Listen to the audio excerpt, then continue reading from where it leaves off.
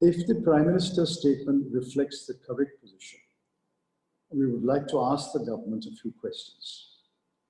If no Chinese troops had crossed the LAC, if no Chinese troops had crossed the LAC and are in Indian territory, what was the face-off on May 5th and May 6th, 2020? Between May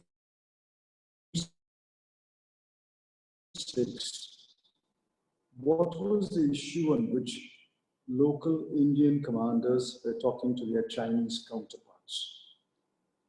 What was the subject matter of the negotiations between the corps commanders of the two countries on June 6th? We would also like to ask, if no Chinese troops were inside Indian territory, where did the clashes take place on June 15, 16? Where were 20 Indian soldiers killed and 85 injured?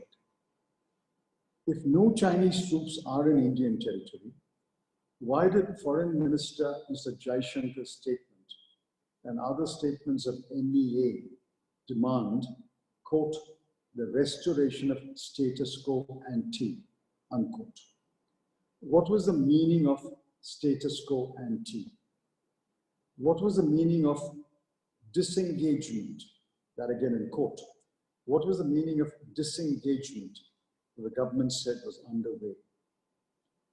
If no Chinese troops are inside Indian territory, why did 20 soldiers have to make the supreme sacrifice?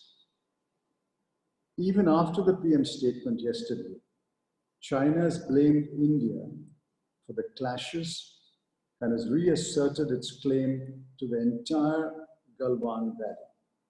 What is the government's answer to this claim? Will the government reject this claim?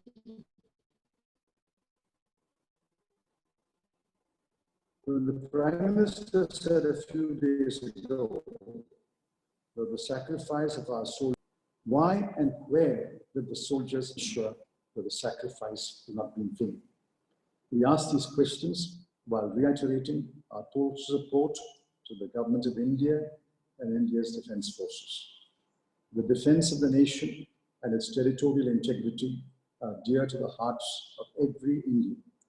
We therefore seek answers to the questions with a view to redouble our commitment and present a picture of unity and solidarity.